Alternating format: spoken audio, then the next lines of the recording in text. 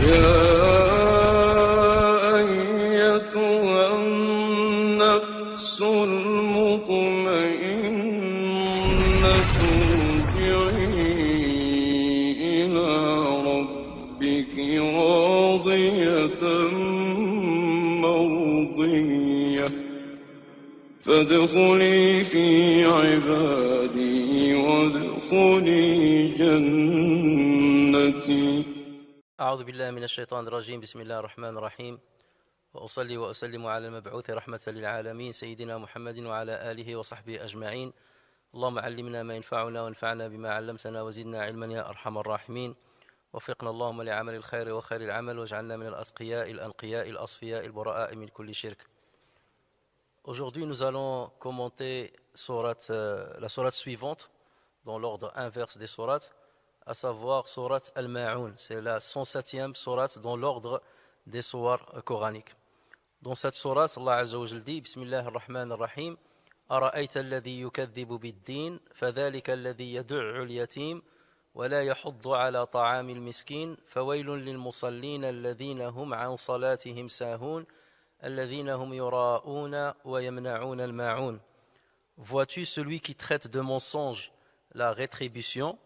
C'est bien lui qui repousse l'orphelin et qui n'encourage point à nourrir le pauvre.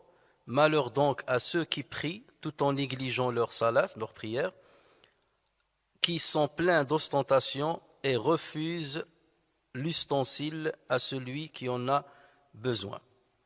Alors comme toujours, nous allons commencer par l'identité de cette sourate. Lorsqu'on parle d'identité, donc les titres qui lui ont été donnés, là où il a été révélé, la cause de la révélation, et éventuellement ce qui a été dit concernant ces versets, ou le nombre de ces versets lorsqu'il faut le dire, lorsqu'il y a divergence entre les savants en tout cas. Alors commençons par les intitulés qui ont été donnés à cette sourate. Donc comme à l'instar de la majorité des sourates du Coran, il y a plusieurs intitulés qui lui ont été donnés.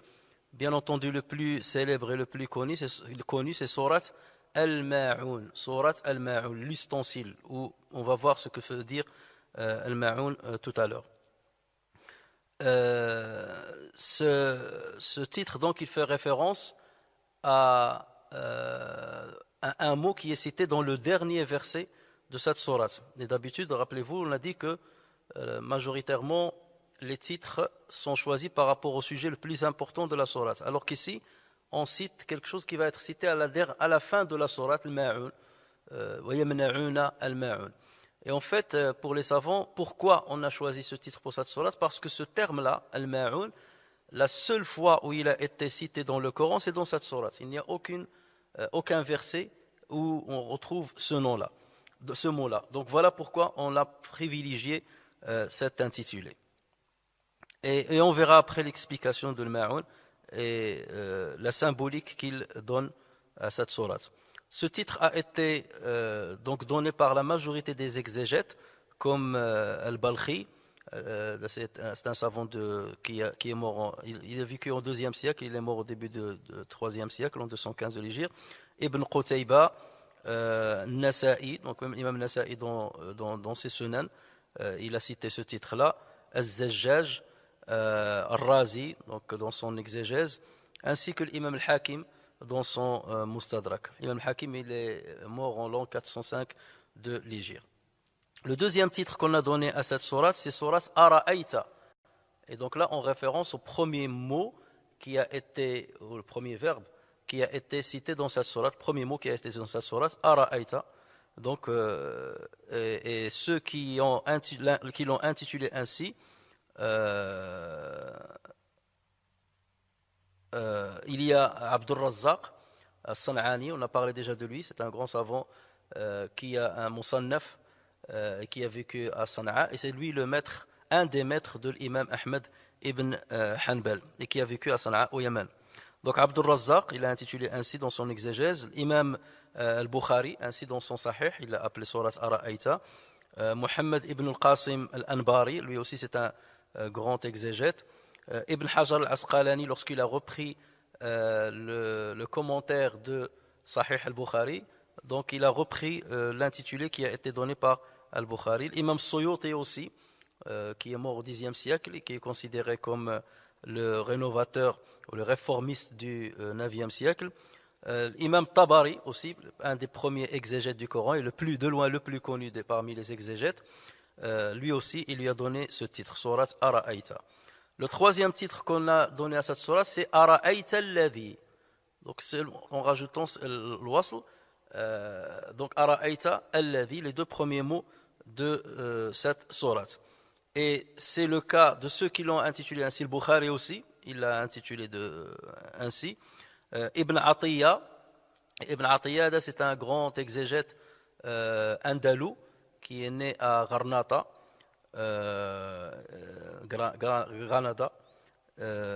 et lui il a vécu dans l'époque de Al-Murabitun, Al-Muravid. Vous savez que le Murabitun, ça c'est une dynastie qui est apparue au sud vers la Mauritanie, au sud du Maroc, vers la Mauritanie. On l'appelle la dynastie de l'Fuqaha. Et c'est dans cette dynastie-là qu'on trouve le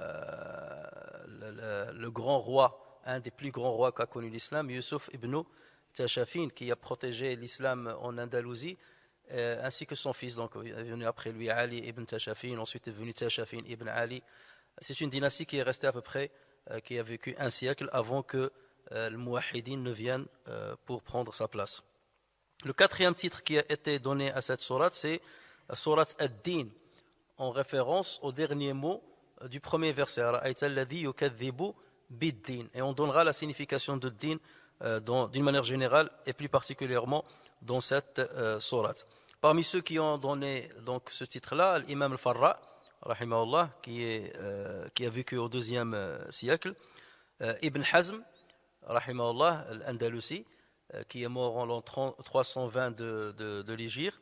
Abu Amr ad-Dani, Abu Amr ad-Dani, c'est un parmi les grands lecteurs du Coran, et c'était en même temps un muhaddith, et c'était un grand exégète.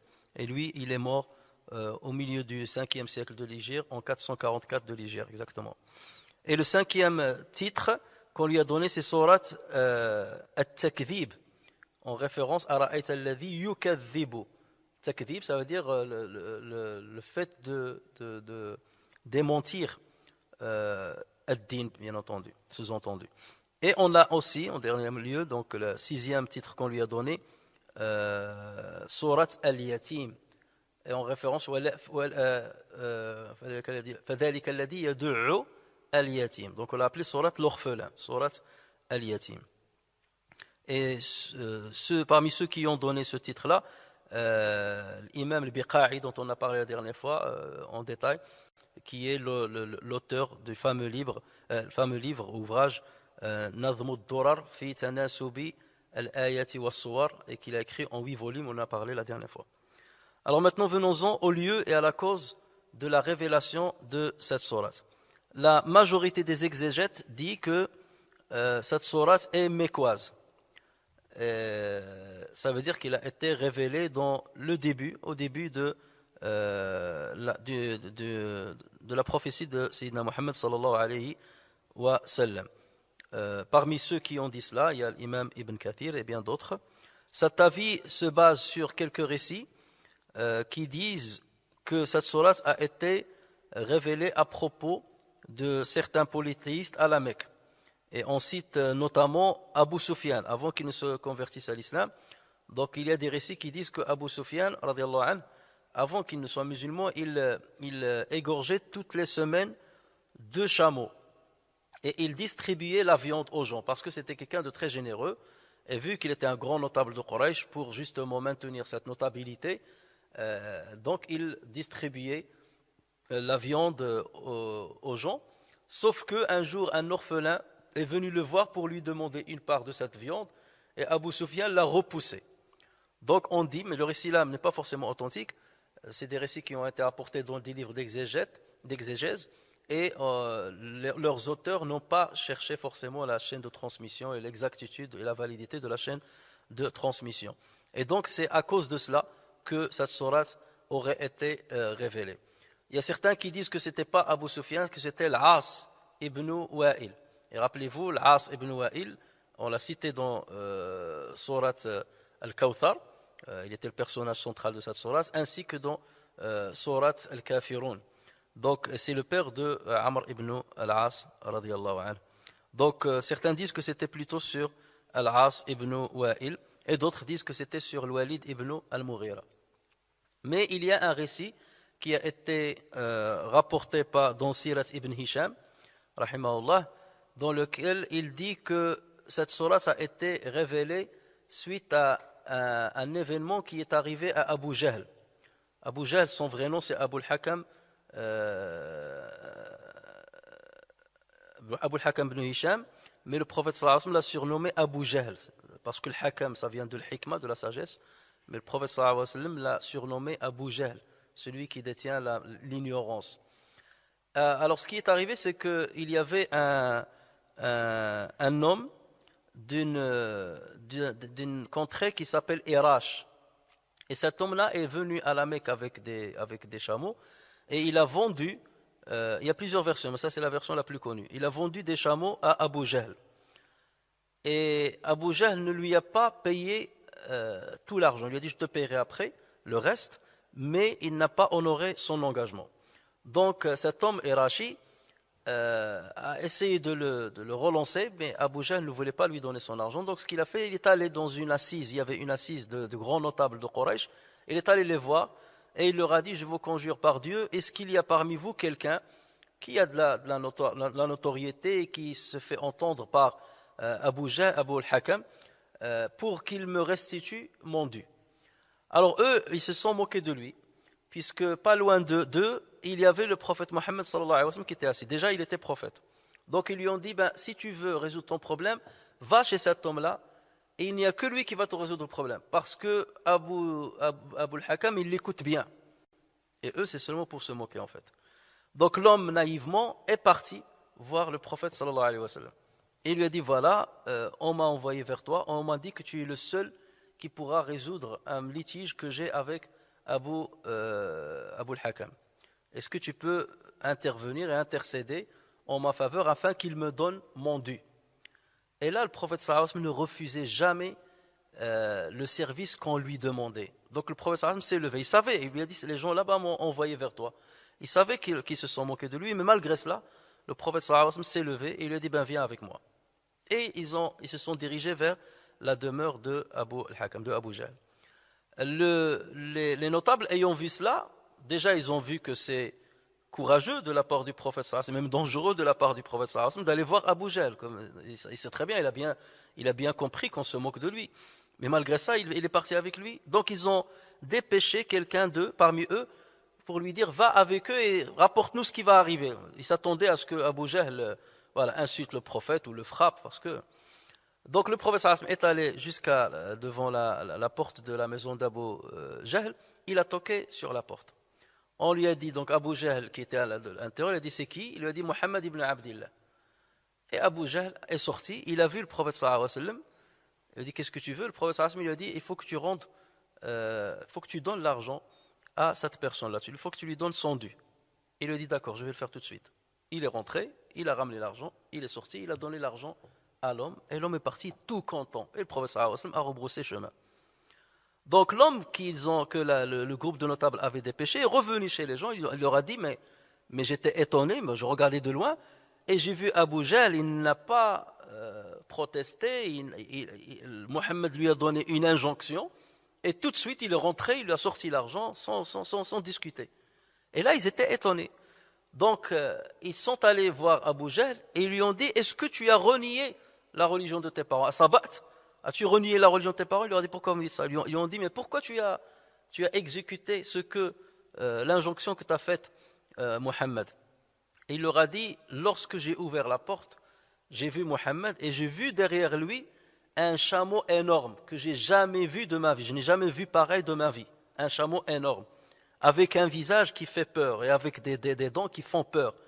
Et là, je me suis dit, si jamais je lui refuse son injonction, je risque gros. Ce chameau risquait de m'attaquer. Parce que vous savez que le chameau, lorsqu'il attaque, c'est très très dangereux. Et donc là, il a dit, je ne pouvais que m'exécuter. Alors qu'il n'y avait ni chameau ni rien. C'est ce qu'Allah Azza wa Jal lui a montré. Donc voilà, ce qui a été dit, c'est que ce récit-là ou bien cette sourate-là, fut révélée suite à cet événement-là. Donc elle fait référence à Abu Jahl, parce que c'était quelqu'un qui était avare, qui ne donnait pas l'aumône et qui repoussait les orphelins. Et donc c'est suite à cet événement que cette sourate aurait été révélée. Donc voilà pourquoi plusieurs exégètes disent que cette sourate est une sourate qui est mécoise. Pour d'autres exégètes, cette sourate est médinoise. Pourquoi? Parce qu'ils disent que dans la deuxième moitié de cette sourate, à partir du verset 4, Allah Azza wa Jal dit فَوَيْلٌ لِلْمُصَلِّينَ الَّذِينَ هُمْ عَنْ صَلَاتِهِمْ سَاهُونَ. Le malheur à ceux qui prient tout en étant négligents envers leur prière. Donc là, ils disent ce passage-là fait référence aux hypocrites. Ça veut dire c'est des gens qui prient et qui négligent la prière. Donc ça ne peut être que les hypocrites. Or, les hypocrites n'existaient pas dans la période mécoise. Il y avait des polythéistes, puisque les musulmans étaient faibles, il n'y avait pas besoin d'être hypocrite, les gens affrontaient directement les musulmans. En revanche, à Médine, comme les musulmans ont pris de la force, donc il y a certains qui sont devenus hypocrites, ils manifestaient la foi, ils pratiquaient la religion, ils priaient, mais bien entendu, leur cœur était complètement ailleurs. Donc ils ont dit, puisque ce passage parle des hypocrites, selon eux, donc la sourate est bel et bien médinoise, et non pas mécoise. Donc voilà le deuxième avis. Ce n'est pas la majorité, bien entendu, des exégètes qui optent pour cet avis-là. Et vous avez des savants qui ont essayé de trouver un compromis entre les deux avis, et ils ont dit, en fait, les trois premiers versets, أَرَأَيْتَ الَّذِي يُكَذِّبُ بِالدِّينِ فَذَلِكَ الَّذِي يَدُعُّ الْيَتِيمَ وَلَا يَحُضُّ عَلَى طَعَامِ الْمِسْكِينِ. Ça a été révélé à la Mecque. Et ça parlait d'un polythéiste ou du genre de polythéiste de l'époque. فَوَيْلٌ لِلْمُصَلِّينَ الَّذِينَ هُمْ عَنْ صَلَاتِهِمْ سَاهُونَ الَّذِينَ هُمْ يُرَاءُونَ وَيَمْنَعُونَ الْمَاعُونَ. Ça a été révélé à Médine à propos de la prière des hypocrites qui était une fausse prière et une prière qui se faisait rien que pour l'ostentation. Donc voilà la conciliation qu'ils ont essayé de trouver entre les deux. Sauf que les savants s'accordent à dire on ne peut pas se baser uniquement, je dis bien uniquement, sur la signification de certains versets pour affirmer qu'ils ont été révélés à Médine plutôt qu'à la Mecque ou vice-versa. Pourquoi? Parce qu'il y a énormément de versets qui ont été révélés à la Mecque et qui parlaient de quelque chose qui allait venir plus tard. Et d'ailleurs, on l'a vu à plusieurs reprises. إِذَا جَاءَ نَصْرُ اللَّهِ. Donc on a parlé de certaines choses qui sont venues a posteriori. Donc il y a certains versets qui parlaient d'événements qui allaient venir dans le futur. Donc il se peut qu'il y ait des versets qui soient révélés à la Mecque et qui parlent de quelque chose qui allait venir à Médine. C'est comme par exemple les versets révélés à la Mecque et qui parlaient de la prière. La prière n'a été instaurée et devenue obligatoire qu'une fois à Médine. Il n'était pas obligatoire avant, il était surérogatoire. La même chose pour zakat, parce qu'il y a deux types de zakat. Il y a zakat sadaqa, il y a zakat légale, et plusieurs versets à la Mecque parlaient déjà de zakat. Et certains savants disent c'est la zakat obligatoire, canonique, et parfois les versets de la Mecque en ont parlé. Il en est du même pour le triomphe des musulmans plus tard. Donc cet argumentaire ne tient pas à lui seul pour justifier que la sourate ait été révélée à une partie à la Mecque et une partie à Médine. Donc le plus probable, c'est que toute la sourate a été révélée à la Mecque. Alors concernant maintenant le nombre de versets de cette sourate, comme vous pouvez vous le constater dans le Coran que nous avons entre les mains, c'est une sourate qui est faite de 7 versets.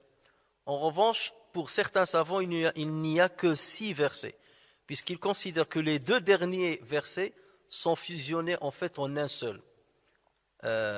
Alladhina hum yura'una wa yamna'una al-ma'un. Ceci, pour certains savants, n'est qu'un seul verset et non pas 2. Il ne fallait pas diviser en 2. Donc ça, c'est des divergences qui existent et ce n'est pas la seule sourate où il y a cette divergence. Et c'est pour cela d'ailleurs que parfois, lorsqu'on parle du nombre total des versets du Coran, on vous dit c'est entre tel temps et temps, selon les divergences qui existent entre les savants, selon les découpages en fait. Tout ce qui figure dans la sourate, tout le monde est d'accord là-dessus. Tout ce qui figure dans le Coran, tout le monde est d'accord dessus. C'est seulement la subdivision des versets où les savants peuvent parfois diverger. Certains vont s'arrêter sur un terme, les autres vont aller jusqu'à un terme ou un endroit plus loin.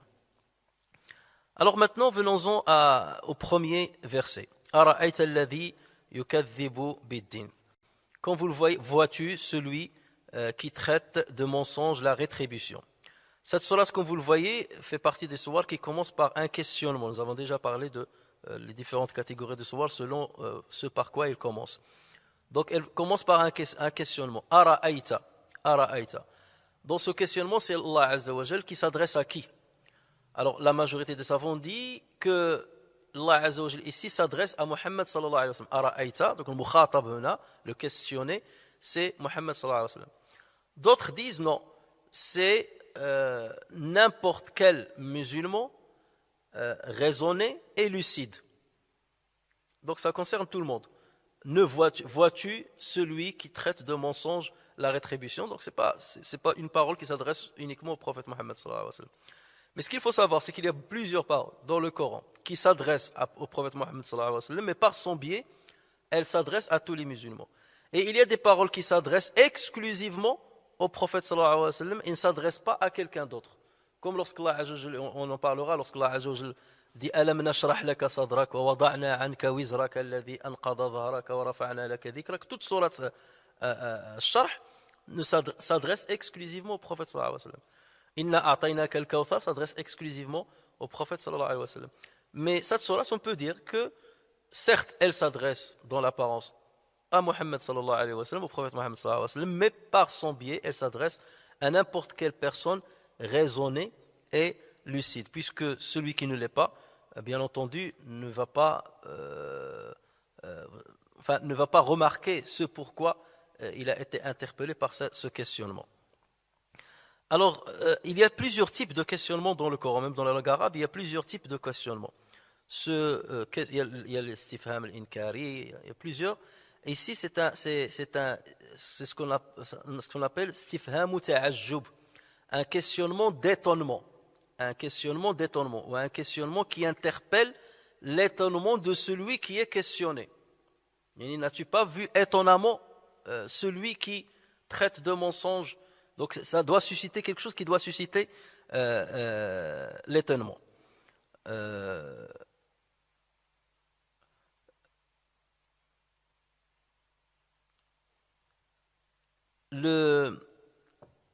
Pour faire le contraste, pour que vous compreniez mieux ce questionnement-là, il y a un autre questionnement qu'on appelle istifham ou taqrir.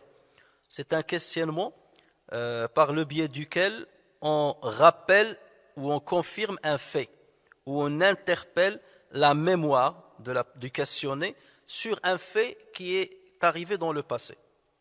Par exemple, Alam tara kayfa fa'ala rabbuka bi ashabil fil. N'as-tu pas vu ce que ton Seigneur a fait des gens de l'éléphant? Donc là, c'est un questionnement. Alam tara kayfa, c'est un questionnement du istifham taqrir. C'est pour confirmer, n'as-tu pas vu ce qui est arrivé dans l'histoire, ce qu'Allah Azza wa Jal a fait de... Donc là, il n'y a pas d'étonnement, il n'interpelle pas l'étonnement du prophète sallallahu alayhi wa sallam. Il est en train de lui confirmer une vérité historique. Dans le verset qui nous intéresse, il lui parle de quelque chose qui existe, quelque chose qui est répandu, des gens qui traitent de mensonges la rétribution.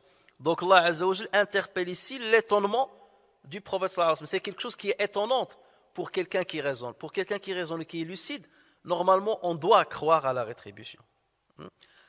Un exemple qui va dans ce sens-là, Allah Azza wa Jal dit Ara'ayta man ittakhadha ilahahu hawa.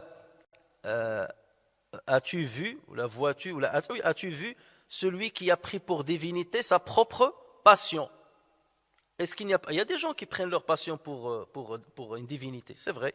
Donc là, Allah, lorsqu'il dit Ara'ayta man ittakhadha ilaha hawa, il est en train de susciter l'étonnement du prophète sallallahu alayhi wa sallam. Regarde ces gens qui prennent leur passion pour une divinité. Donc c'est dans ce sens-là qu'Allah Azza wa Jal pose la question au prophète sallallahu alayhi wa sallam.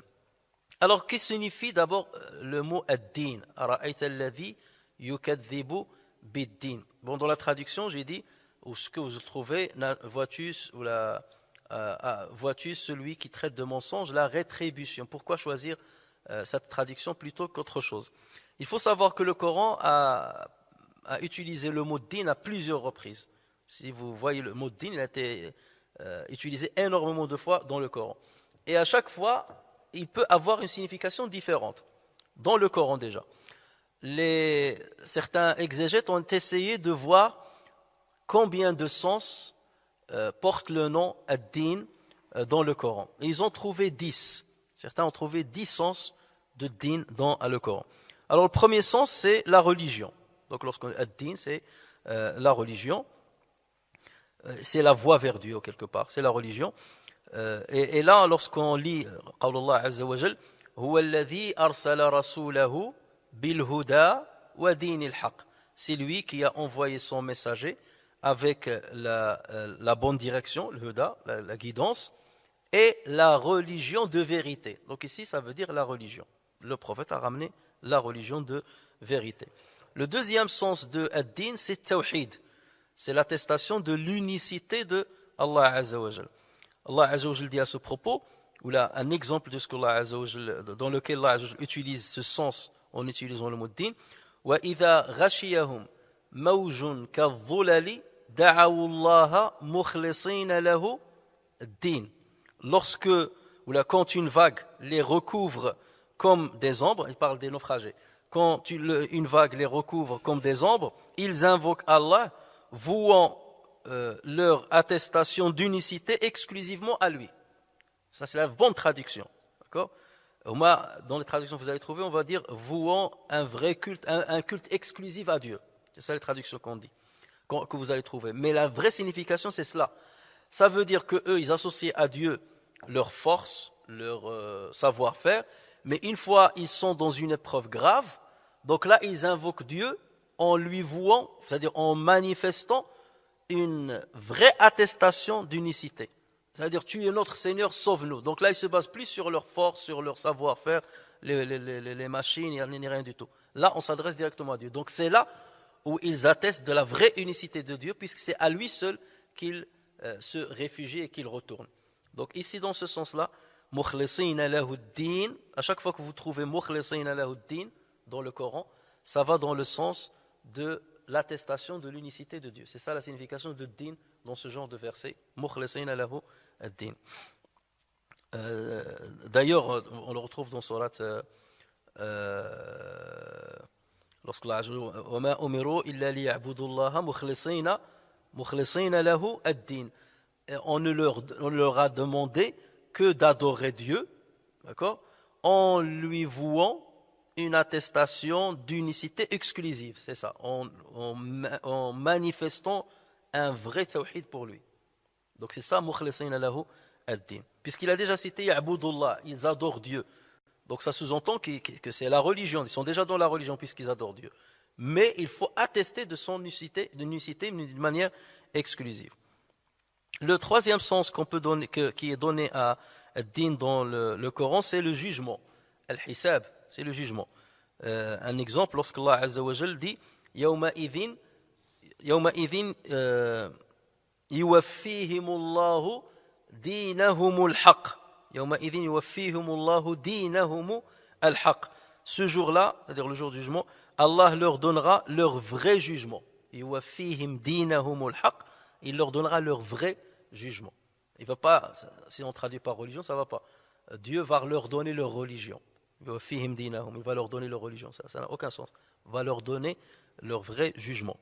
Quatrième signification de din, c'est la rétribution. Al-jaza. Et ceci, on le lit déjà dans Surat al-Fatiha. Maliki yawmi ad-din. Le maître du jour de la rétribution. C'est ça, Maliki Yaoumi Din. Ça n'a rien à voir avec la religion ici. Maliki Yaoumi Din, le jour de la rétribution. Et à chaque fois que vous voyez dans le Coran Yaoum Din, ça se répète plusieurs fois dans le Coran, c'est le jour de la rétribution. Yas'alouna ayyana Yaoumuddin. Ils demandent quand est-ce qu'il y aura le jour de la rétribution. Le cinquième sens de ad-din, c'est la justice terrestre. Al-hukm dunyawi, la justice terrestre. Un exemple, lorsque Allah Azza wa Jal parle de Yusuf, dans Surat Yusuf, vous savez que lorsque Yusuf il a mis l'ustensile dans la monture de son frère, et après il a dit quelqu'un a volé ça, et après on l'a trouvé dans la monture de son frère Benyamin. Et là, Youssef il avait le choix, alayhi salam, il avait le choix, soit le juger, parce qu'il était censé être un voleur, alors que ce n'était pas bien entendu le cas, mais ça c'était une ruse qu'a utilisé Youssef alayhi salam pour garder son frère, afin de faire venir plus tard son père et sa mère. Donc là, Youssef alayhi salam, il avait le choix, soit le juger selon la loi de son père Yaqub, soit le juger selon la loi du roi de l'Égypte de l'époque. D'accord? Et bien, lui, bien entendu, le roi de l'Égypte de l'époque, quelqu'un qu'on a trouvé qui a volé de cette manière-là, on le tue. Donc là, forcément, Yusuf alayhi salam n'allait pas opter pour ce choix-là. Il a opté pour l'autre choix. Et c'est pour ça qu'Allah Azza wa Jal a dit dans cette sourate, c'est-à-dire Yusuf, car il ne pouvait pas se saisir de son frère selon la justice du roi. Din il-Malik, dans ce cas-là, ça ne veut pas la religion du roi, mais c'est la justice du roi, le hukm du roi de l'époque. Le sixième sens qu'on trouve dans le mot din dans le Coran, c'est l'obéissance, at-ta'a, l'obéissance. Un exemple, Allah Azza wa Jalla dit وَلَا يَدِينُونَ دِينَ الْحَقِّ dans sourate At-Tawbah, lorsqu'il parle aux musulmans de combattre les polythéistes, et à la fin il a dit وَلَا يَدِينُونَ دِينَ الْحَقِّ, ils n'obéissent pas à la religion de vérité. La yadinuna, n'obéissent pas. Yadinuna din al-haq, ils n'obéissent pas à la religion de vérité. Le septième sens, c'est al-ada, les coutumes et les habitudes. Ad-din veut dire les coutumes et les habitudes. On le trouve dans un verset lorsqu'Allah Azza wa Jalla dit قُلْ أَتُعَلِّمُونَ اللَّهَ بِدِينِكُمْ وَاللَّهُ يَعْلَمُ مَا فِي السَّمَاوَاتِ وَمَا فِي الْأَرْضِ. قُلْ أَتُعَلِّمُونَ اللَّهَ بِدِينِكُمْ, dit, est-ce vous qui apprendrez à Allah, c'est pas votre religion, vos habitudes. Est-ce vous qui apprendrez à Allah vos habitudes, vos traditions, alors qu'Allah sait tout ce qui est dans les cieux et sur terre. C'est cela la vraie traduction de ce mot-là dans ce verset-là, de sourate Al-Hujurat.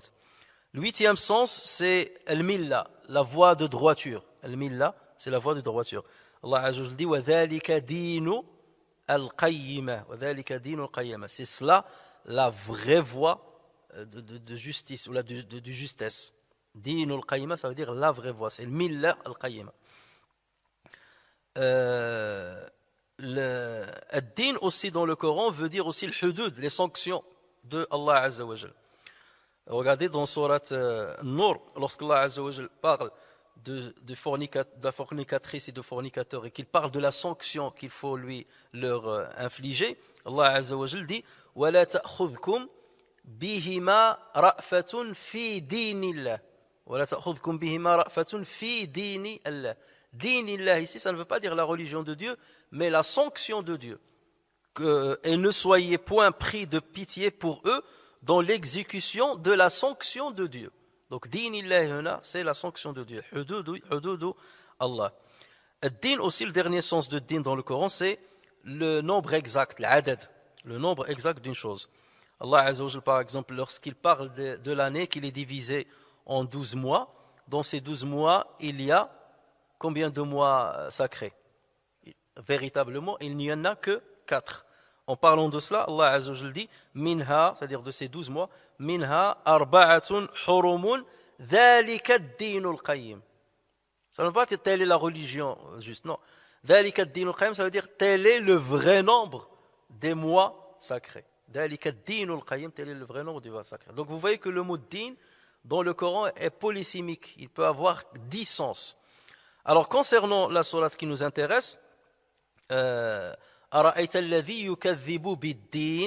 donc ici ça a 2 sens. Le din, c'est le jugement de l'au-delà, d'accord, et la rétribution, parce que dans le jugement il y a la rétribution, en bien ou en mal. Donc din, vois-tu celui qui traite de mensonge la rétribution. Voici le sens donc de din dans ce verset-là. Alors, ce qui suscite l'étonnement, c'est pas le fait de traiter de mensonge la rétribution. Parce que les gens le font d'une manière... beaucoup de gens le font, ça n'étonne pas. Au point que ça n'étonne pas. Ce qui suscite en fait l'étonnement, c'est ce qui vient après. فَذَلِكَ الَّذِي يَدُعُّ الْيَتِيمَ وَلَا يَحُضُّ عَلَى طَعَامِ الْمِسْكِينِ. C'est celui-là qui repousse l'orphelin et qui n'incite pas, et qui n'encourage pas à aider le pauvre. Il n'encourage pas à aider le pauvre. C'est ça qui attire l'étonnement, c'est ça qui suscite l'étonnement. Pourquoi ? Parce que, naturellement, la réaction que doit avoir un être humain, quel qu'il soit, normalement constitué, vis-à-vis d'un orphelin, c'est quoi ? C'est l'empathie et la pitié, et la gentillesse. Tu vois un orphelin, tu sais qu'il a perdu son père, qu'il a perdu sa mère, il est petit, parce qu'un orphelin, on n'appelle orphelin qu'un enfant, quelqu'un qui devient adulte, même s'il perd ses parents, on ne l'appelle pas orphelin. Sinon, tout le monde devient à un moment ou à un autre orphelin. Ce n'est que l'enfant qu'on traite d'orphelin lorsqu'il perd son père ou sa mère ou les deux. Donc forcément, c'est quelque chose qui doit susciter en nous de la pitié, de l'empathie envers cet enfant. Et c'est quelque chose qui est naturel. Donc, voir quelqu'un qui repousse un orphelin, et lorsqu'on dit repousser l'orphelin ne demande pas forcément de l'argent, il peut demander seulement de l'affection. Et lorsque tu le repousses, tu vois quelqu'un le repousser, mais tu te dis, mais pourquoi tu le repousses ? C'est un orphelin. Donc c'est ça qui suscite l'étonnement. Ce n'est pas le fait de traiter de mensonge la rétribution. D'accord ?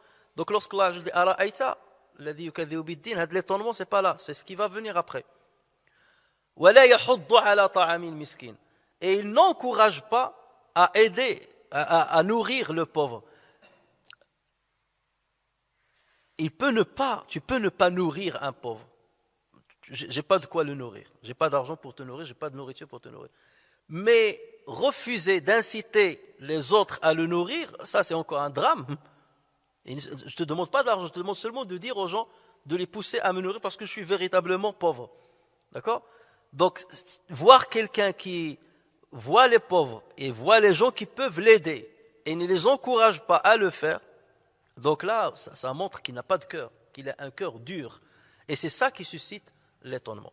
D'accord ? Et non pas le fait de traiter de mensonge la rétribution. Mais Allah Azza wa Jalla a mis un lien entre les deux.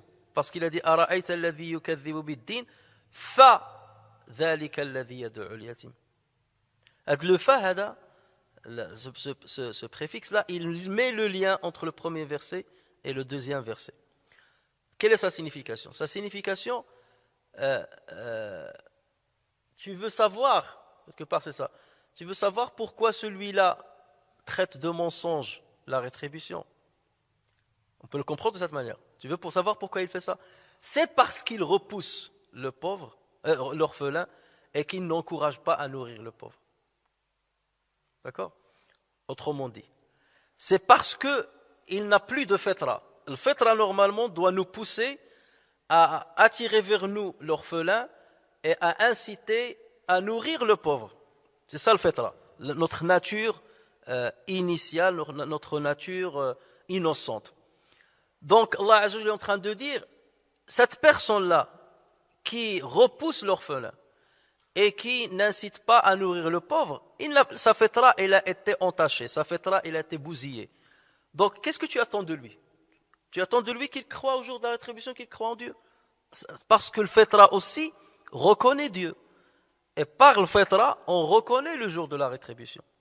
Rappelez-vous, lorsque Allah, dans le Coran, il dit وَإِذَا أَخَذَ اللَّهُ مِنْ بَنِي آدَمَ مِنْ ظُهُورِهِمْ ذُرِّيَّتَهُمْ. Allah a pris du dos de Adam la descendance, et après il leur a posé la question, ne suis-je pas votre Seigneur ? Ils ont dit oui. Ça veut dire que dans le fitra, nous sommes des croyants. كُلُّ مَوْلُودٍ يُولَدُ عَلَى الْفِطْرَةِ. Chaque nouveau-né voit le jour avec le fitra, avec une nature qui le pousse vers la croyance de Dieu, vers la croyance de l'au-delà. Mais si cet homme-là n'a plus cette fitra-là, au point qu'il repousse l'orphelin, au point qu'il n'incite même pas à nourrir le pauvre, même s'il ne lui donne pas, seulement encourage, il ne le fait pas, donc qu'est-ce que tu attends de lui s'il traite de mensonge le jour de la rétribution ? C'est normal, parce qu'il n'a plus de fitra. L'outil de détection de la vérité, il ne l'a plus. Donc les deux sont liés. D'accord ? Donc ça ne veut pas dire que tous ceux qui ne croient pas au jour de la rétribution repoussent les orphelins et n'encouragent pas à la nourriture des pauvres. Vous trouvez des gens qui ne croient pas en Dieu, mais ils ont un bon... Au niveau social, travaillent dans des associations humanitaires, ils aident les orphelins, ainsi de suite, même s'ils ne croient pas en Dieu, même s'ils ne croient pas à la rétribution. Pour eux, c'est ici-bas. J'ai cette nature-là, Fetra Diali me dit qu'il faut aider les pauvres, j'attends aucune... Vous avez des gens comme ça. Donc, il n'y a pas une équivalence. Il ne faut pas croire que celui qui ne croit pas au jour de la rétribution va forcément faire ça. Mais celui qui fait ça ne croit pas forcément au jour de la rétribution. Comment tu peux prétendre croire à un jour où Dieu va rétribuer les gens en bien ou en mal, alors que tu es en train de repousser l'orphelin et de ne pas encourager la nourriture du pauvre? C'est pas possible.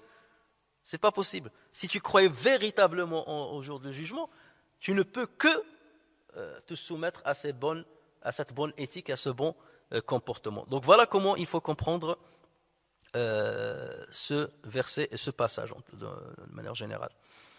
فذلك الذي يدع دعا, ça veut dire il a poussé. Da'a, il a poussé. Ou repoussé. Repousser, c'est parce qu'il vient et tu le repousses. Ou pousser, Allah Azza wa Jalla, en parlant des gens qui vont dans l'enfer, il a dit يَوْمَ يُدَعُّونَ إِلَى نَارِ جَهَنَّمَ دَعَا, le jour où on les poussera avec force dans le feu de l'enfer. يَوْمَ يُدَعُّونَ إِلَى نَارِ جَهَنَّمَ دَعَا.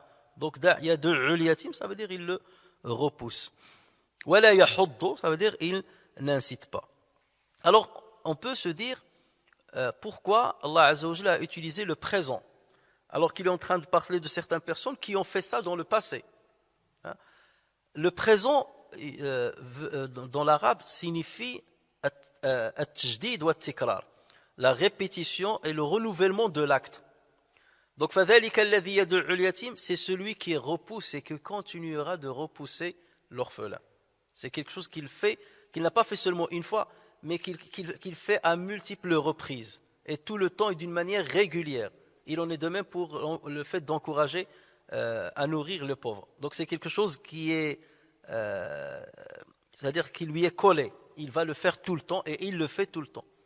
Ça peut t'arriver un jour de repousser un orphelin parce que tu es en colère, je ne sais pas, dans un état. Mais là, je ne parle pas de ce cas exceptionnel ou occasionnel, il parle de ceux qui ont l'habitude de faire ceci. Ça veut dire que leur cœur est véritablement, est vraiment endurci. À travers donc ces versets, qu'est-ce qu'on comprend? On comprend que l'islam encourage aux œuvres humanitaires. Il encourage les musulmans non seulement à donner à l'orphelin, non seulement à donner la nourriture aux pauvres, mais à encourager les gens de le faire. Et lorsqu'on parle d'œuvres humanitaires, ça peut être dans le sens économique du terme, en donnant de l'argent, en creusant des puits, et ainsi de suite, ou bien seulement dans le domaine affectif. Et vous connaissez tous le hadith du prophète sallallahu alayhi wa sallam, celui qui passe sa main sur la tête d'un orphelin, Allah Azza wa Jalla lui donne autant de hasanat que le nombre de cheveux que possède cet enfant. D'accord? Donc ça, c'est un acte d'affection que le prophète sallallahu alayhi wa sallam demande à ce qu'on fasse à cet enfant. Mais ça ne veut pas dire que moi j'ai l'argent dans ma poche et je me contente de passer ma main sur la tête. Là, j'ai le hasanat. Il ne faut pas jouer avec Dieu de son sens-là. Non, déjà on aide financièrement et on aide bien entendu avec l'affection. فَلَقْتَحَمَ الْعَقَبَةِ وَمَا أَدْرَاكَ مَا الْعَقَبَةِ فَكُّ رَقَبَةٍ أَوْ إِطْعَامٌ فِي يَوْمٍ ذِي مَسْغَبَةٍ يَتِيمًا ذَا مَقْرَبَةٍ. Là aussi il a dit il faut nourrir le pauvre. Il ne faut pas se contenter seulement de lui donner de l'affectif. Mais là, parce que le verset, il repousse l'orphelin, c'est-à-dire même l'affectif, il ne lui donne pas. Quelqu'un qui ne donne pas l'affectif à l'orphelin, vous croyez qu'il va lui donner l'argent? Ou il va lui donner la nourriture? Bien sûr que non. Donc là, Allah, il parle du pire. Puisqu'il est arrivé au pire, il ne faut pas attendre de lui le mieux. Voilà. Donc c'est pour ça qu'il a dit il y a deux uliyatim ici. Dans un autre verset, en parlant de l'aqaba, la montée, comment traverser, franchir la montée, il faut nourrir l'orphelin proche. Maintenant, le verset 4 et 5 فَوَيْلٌ لِلْمُصَلِّينَ الَّذِينَ هُمْ عَنْ صَلَاتِهِمْ سَاهُونَ. Malheur donc à ceux qui prient tout en négligeant leur salat. Fawailun, le fa aussi, il fait le lien entre ce qui est passé et ce qui suit. Fawailun. Donc quel est le lien? Là il a parlé de ceux qui repoussent l'orphelin et qui n'encouragent pas à nourrir les pauvres. Ici il parle de ceux qui prient et qui négligent leur prière et qui sont ostentateurs et qui ne donnent pas l'ustensile. Alors là, les savants ont divergé par rapport à, rappelez-vous, de là où les versets ont été révélés. Pour ceux qui ont dit, toute la sourate est mécoise. Donc ils disent qu'il y a un lien entre les 3 premiers versets et les derniers versets. Donc les derniers versets ne parlent pas forcément des hypocrites, puisqu'il a été révélé à la Mecque. Donc il ne parle pas des hypocrites. Dans ce cas, de qui il parle? فَوَيْلٌ لِلْمُصَلِّينَ الَّذِينَ هُمْ عَنْ صَلَاتِهِمْ سَاهُونَ.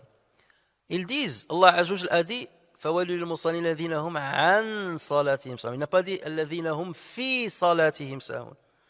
Si Allah Azza wa Jalla a dit الَّذِينَ هُمْ فِي صَلَاتِهِمْ سَاهُونَ, ça veut dire ceux qui sont distraits dans leur prière. Attention, là, qui sont distraits dans leur prière. Ils prient et ils sont distraits dans leur prière. Et ça peut nous arriver.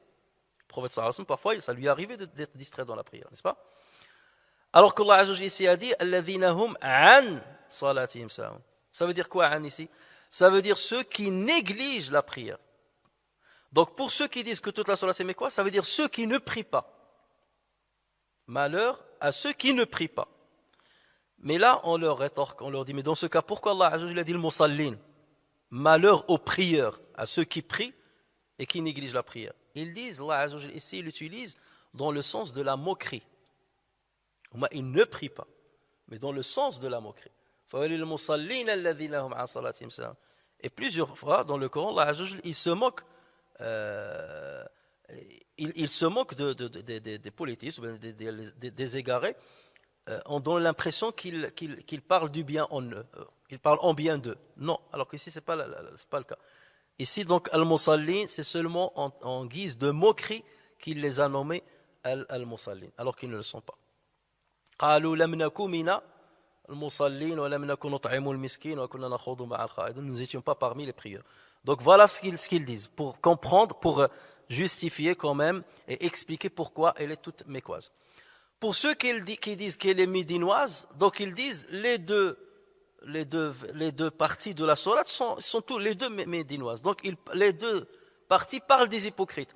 L'hypocrite ne croit pas au jour de la rétribution, il repousse l'orphelin, et il n'encourage pas à nourrir les pauvres, et il accomplit la prière dans l'apparence, voilà, pour tromper les musulmans, alors qu'il est négligent dans cette prière. Il ne la fait pas à l'heure, il la fait quand il veut, il ne fait pas la prière de l'Isha, il ne fait pas la prière de l'Fajr. D'ailleurs, il y a un hadith du prophète sallallahu alayhi wa sallam qui dit que parmi les signes de l'hypocrisie de certains, c'est qu'ils ne participent pas, ils ne font pas la prière de Subh à l'heure, il ne faut pas la prière et en groupe, ainsi que la prière de l'Isha. Donc ils disent que tout ça, donc pour ceux qui disent qu'il est médinoise, ils disent que tout ça concerne les hypocrites. Et pour eux, voilà, c'est correct. On les nomme, on les qualifie de prière parce qu'ils prient, mais ils négligent leur prière et ils accomplissent la prière avec ostentation. الَّذِينَ هُمْ يُرَاءُونَ. Ils accomplissent l'ostentation. Donc ils disent, c'est correct lorsqu'on explique comme ça. En revanche, ceux qui disent qu'elle est mécoise, on leur dit, mais yura'un dans ce cas, s'ils parlent des gens de la Mecque, c'est quoi l'ostentation? Là, ils disent, الَّذِينَ هُمْ يُرَاءُونَ n'a rien à voir avec la prière. Ceux qui négligent la prière, c'est-à-dire ils ne la font pas. Et la prière ici, c'est la soumission à Dieu, c'est l'invocation de Dieu. Ça rentre dans ce champ, c'est ça la prière. الَّذِينَ هُمْ يُرَاءُونَ, ça veut dire si jamais ils accomplissent un quelconque bien, ils le font uniquement par ostentation. الَّذِينَ هُمْ يُرَاءُونَ, pas seulement dans la prière parce qu'ils ne la font pas, mais yura'un dans le bien ou les quelques biens qu'ils font. Ils ne le font pas pour Dieu, ils ne le font pas parce qu'ils attendent une rétribution le jour du jugement, mais ils la font seulement pour que les gens les voient faire et qu'ils fassent des éloges sur eux ou éviter leurs critiques, tout simplement. C'est ça ar-riya. Ar-riya, yura'un, vient de ru'ya, la vision. Donc tu fais le travail pour que les gens te voient. C'est ça ton objectif. Et lorsqu'ils vont te voir faire le bien, ils vont faire des éloges sur toi, ou ils vont éviter de te critiquer. Parce que s'ils ne t'ont pas vu prier, ils vont te critiquer. Donc pour éviter qu'ils me critiquent, je vais prier. D'accord? Et d'ailleurs, on en a vu, même ici à la mosquée, des gens qui viennent à Salat al-Janaza et qui font le Janaza alors que l'odeur de l'alcool sort de leur bouche, malheureusement. Il valait mieux pour eux rester à l'extérieur plutôt de rentrer, mais voilà, parce que c'est mal vu si je suis venu jusqu'à la mosquée et que je ne fais pas le Janaza. Donc vous voyez jusqu'à où la bêtise humaine peut malheureusement arriver.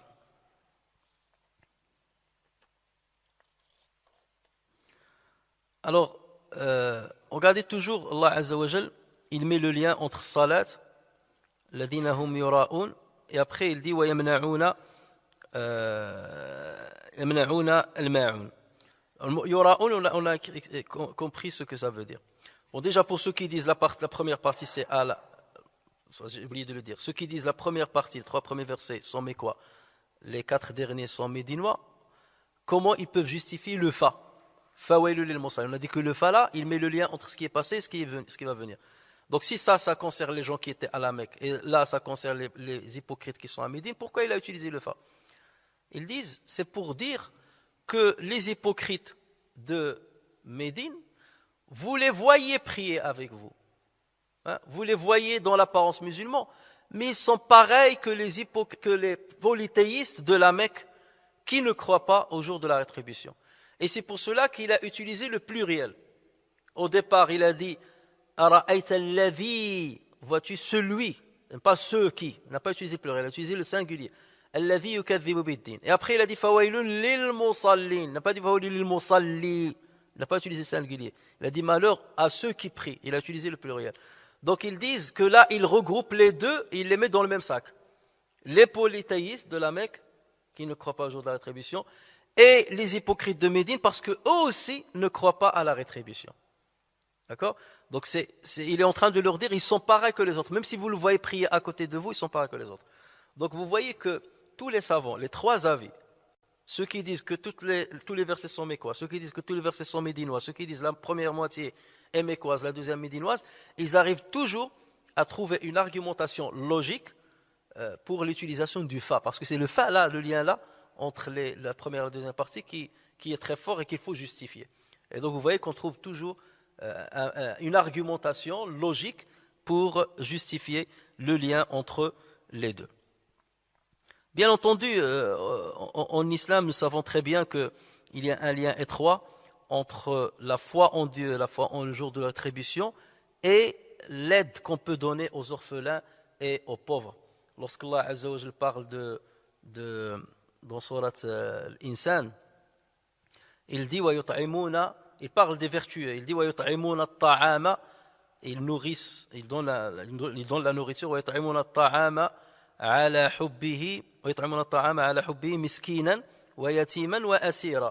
donnent la nourriture même lorsqu'on l'aime aux pauvres, à l'orphelin et aux prisonniers.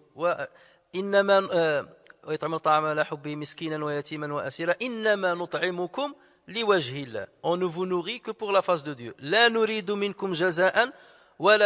n'attendons de vous ni contrepartie ni reconnaissance. Nous craignons de notre Seigneur un jour difficile. Il parle de quoi le jour difficile? C'est le jour de la rétribution. Donc vous voyez le lien entre croire au jour de la rétribution et faire le bien là. Alors que ces gens-là ne font pas le bien là, donc en aucun cas on ne peut espérer qu'ils croient au jour de la rétribution. Les deux sont liés quelque part. Dans un sens mais pas dans l'autre comme on l'a dit. Alladhina hum yura'una wa yamna'una al-ma'un. Il refuse al-ma'un, il refuse l'ustensile à celui qui le demande. Alors ici, la traduction par l'ustensile, c'est une traduction qui limite le sens de ce terme-là. Al-ma'un, c'est un mot aussi polysémique, qui a au moins 3 sens. Alors, le ma'un fait référence à l'i'ana. Al-ma'un, al-i'ana. L'i'ana, ça veut dire l'aide. Et l'aide financière, l'aide bilmal, l'aide financière, avec un bien matériel. Donc, yamna'un al-ma'un, ça veut dire il refuse de donner l'aumône. Et là, c'est logique, puisqu'Allah Azza wa Jalla, toujours, lorsqu'il lie la prière à l'aumône. Donc, ils ne prient pas, ou ils négligent la prière, ou ils sont négligents dans leur prière, et ils ne donnent pas l'aumône. Donc, le sens est bon. Toujours ces deux sont liés. Salat ou zakat. D'accord? Donc, le ma'un, ici, c'est le premier sens. Et c'est correct. Le ma'un, c'est le bien matériel, c'est l'i'ana, l'aide qu'on donne aux nécessiteux, à ceux qui en ont besoin. Le ma'un aussi, et ça même au bled, en tout cas au Maroc, تيقول له جيب الماعون. C'est quoi le ma'un? Le ma'un, les assiettes, c'est-à-dire tout ce qu'on utilise pour la cuisson. La marmite, les assiettes, tout ça, on l'appelle le ma'un. D'accord? C'est les ustensiles. Il y a certains professionnels dans le domaine des chansons, les instruments de musique, le ma'un, moi les instruments de musique, c'est que j'ai le ma'un. Trabouka, ou tabal, c'est que le ma'un. D'accord? Ça veut dire que c'est des ustensiles qu'on utilise. Et là, c'est quoi le sens? Là, le sens, il est beaucoup plus profond que le ma'un, premier ma'un. Le ma'un, théoriquement, tu ne vas pas le donner comme aumône. En général, le ma'un, tu le donnes pour quelqu'un qui en a besoin, mais qui va te le restituer. Le voisin vient chez toi et te dit, j'ai besoin de ta marmite parce qu'elle est grande, j'ai beaucoup d'invités, est-ce que tu peux me donner quelques plats? Mais je vais te les rendre. Donc, théoriquement, le ma'un revient à celui qui l'a prêté. Ils savent eux, que le ma'un, l'ustensile, ils vont le récupérer. Malgré ça, ils ne le donnent pas. Donc, regardez le côté avare chez eux. Ils vont seulement aider quelqu'un qui a besoin de cet ustensile.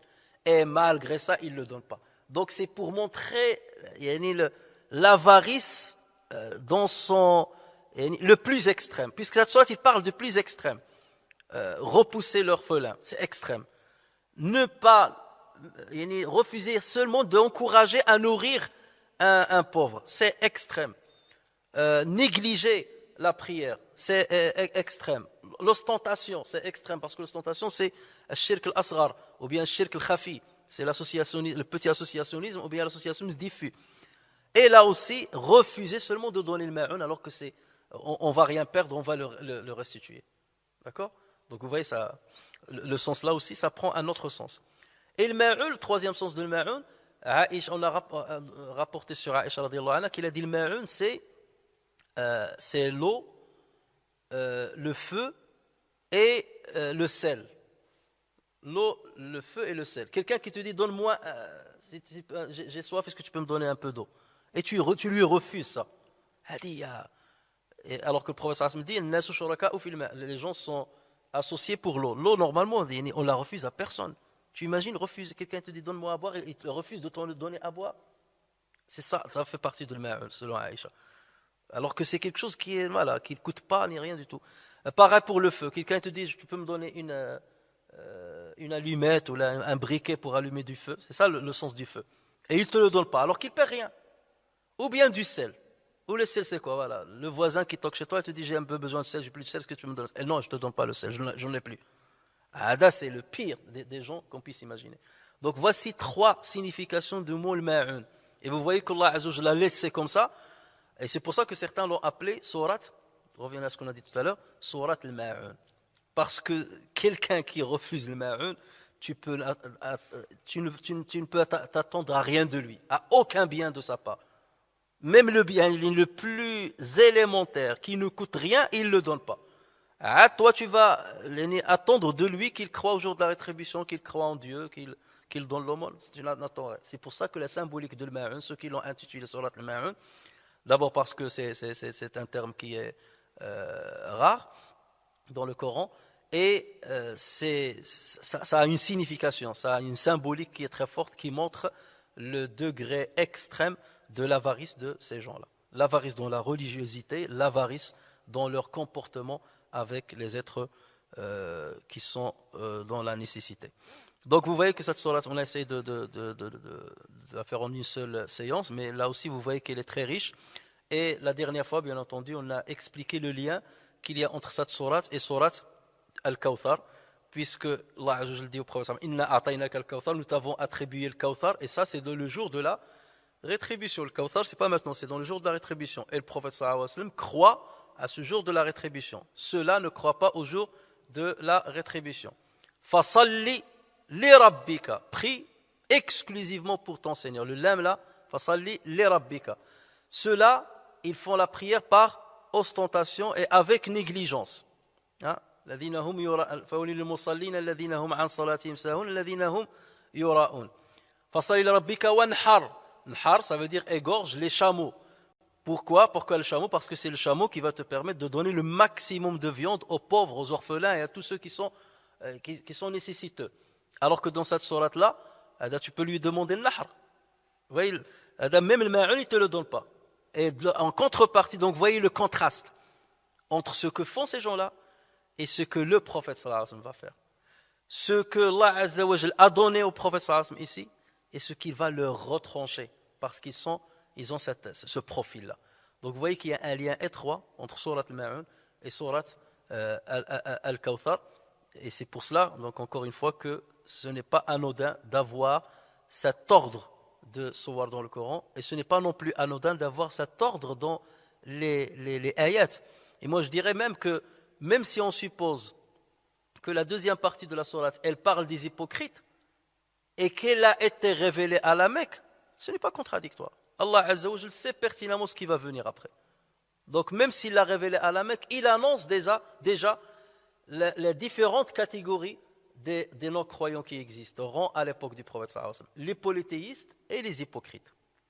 Et d'ailleurs, surat al-Baqarah, c'est ce qu'il a fait. Il a classé les gens en trois catégories, les croyants, les hypocrites et les polythéistes. Donc cette sourate-là, même si on suppose qu'elle a été révélée à la Mecque, et c'est le cas, selon la majorité des savants, elle annonçait déjà l'arrivée d'un profil de mécréance différent de celui de la Mecque, qui est celui des hypocrites qui feront semblant de prier alors qu'ils sont négligents de cette prière et qu'ils ne le font que par ostentation.